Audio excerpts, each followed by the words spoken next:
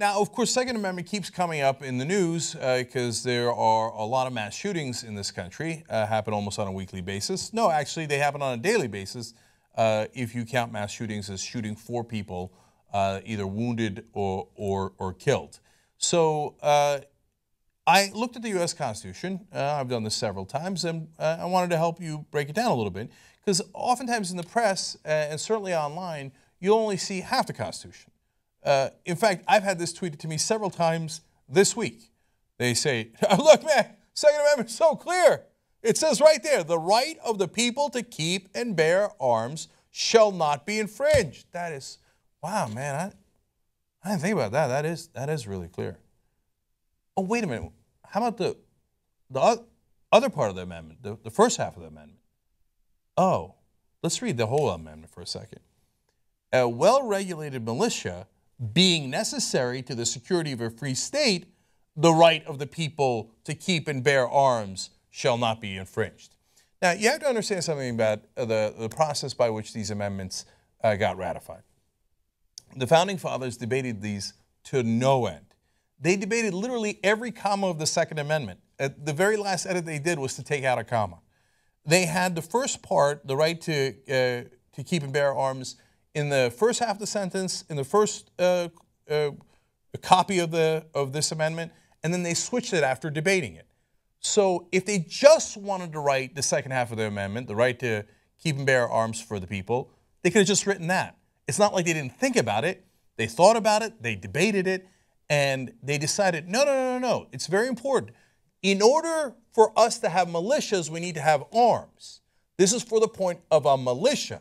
See, that's a very important qualifier. That was the whole point of the amendment. Now, I've done a story about this in the past as to why you needed the militias. I'm not going to overly focus on that here. You should check that out. But I will tell you that in the North, they had militias, and they were there to protect a community, and sometimes they rose up against the federal government, and George Washington had to go fight those militias on behalf of the United States of America. In the South, they were largely slave patrols. They wanted to have everybody be able to carry arms so that if there was a slave insurrection, they would be armed and be able to shoot the slaves. Look into the history of it, that's exactly right. Now, again, in the North, they use it for different purposes, but they both thought they were protecting their community with these militias, and in order to protect those communities, the militias had to be armed. That's why the sentence is structured very clearly that way. If you're a strict constructionist, you can't ignore an enormously important part of the sentence. You're being wildly disingenuous if you do. And the fact that the Supreme Court read the first half of the sentence out of its interpretation is insane. That's just basically saying, I don't really care what the Constitution says. I'm just going to ignore parts of it I don't like. That's what the right-wingers, who are the judicial activists on the court, did in the case of the Second Amendment. Now, look, the other interesting part here is what do they mean by the people? It says the right of the people to keep and bear arms shall not be infringed. Now, the people could mean two different things. It could mean every person. Now, if it means every person, then you think, okay, good, then I've got the right to bear arms. That means me.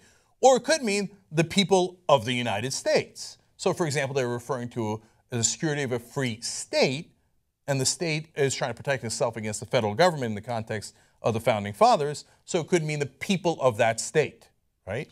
So, for example, if the amendment read like this, the interpretation would be clear. If the amendment had said, in modern times, a strong national military being necessary to the security of a free state, the right of the people to keep and bear nuclear arms shall not be infringed.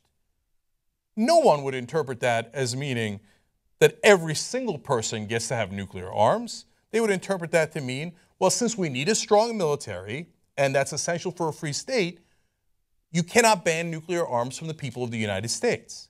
And that's a perfectly fine amendment to have, to say the United States military, in order to protect us, can and must have nuclear arms. And you're not allowed to ban those by law. But nobody would think, oh yeah, Bob down the street, he's a little volatile, but he's got a right to a nuclear weapon. And if you think about arms, what does arms mean? Back then it meant muskets. Can we have any regulation of any of our rights? Well, of course we get a reasonable regulation of any of our rights. Freedom of speech is perhaps the most important right we have as Americans, but I can't go into a crowded theater and yell fire because that poses a danger to people. I can't incite people into violence. There is reasonable regulations on what speech means. Are there reasonable regulations on what arms means? Of course. Does anybody think we should have nuclear arms? No. Does anybody think we should all have a right to RPGs? I hope not. Does anybody, look, you know what else is arms? Landmines. You think we all have a right to have landmines and plant them? Even in our own yard? No, what if Fluffy, your next door neighbor's dog, comes by, or your next door neighbor's kid comes by as he's walking the street? You don't have the right to have landmines, right? So of course you could have reasonable regulation. In fact, it says it in the amendment, a well-regulated militia being necessary to the security of a free state. So, so let's focus on that for one more second too. Yes, it's well-regulated, but if a militia was there to protect their community for whatever purpose back in the day, depending on where you lived, the North or the South, and they needed the arms to protect the community, what would be the modern day equivalent of that? Now, today we don't have muskets anymore. I'm not sure Washington and Jefferson meant AR-17s or AK-47s. Things that fire 13 bullets in a second is what they would have considered reasonable arms. But I am sure that they meant for the thing that is protecting your community that is well regulated. Oh, what protects our community today? Police forces. So if I just take out the ancient language and putting modern language, it reads like this. A well-regulated police force being necessary to the security of a free state, the right of the people to keep and bear arms shall not be infringed. When you read it like that, does that sound like every single person gets to have a gun? No, it sounds like, yeah, you get to have a gun if you're part of the police force that is protecting the security of a free state and you're well-regulated. It's not that complicated. Okay. Now, all the gun rights advocates, go ahead and go nuts. So, no, you cannot read the whole sentence. It's not fair. But that is what you must do. And don't let the word militia throw you. Look, I could be ungenerous and say there are no more militias, so the Second Amendment doesn't apply at all. None of you get to have weapons for any purpose. That is a perfectly legitimate interpretation. But am I not merciful? I'm saying yes. Okay, if you take the modern version of a militia, if you're a cop, you get to have a gun. Congratulations.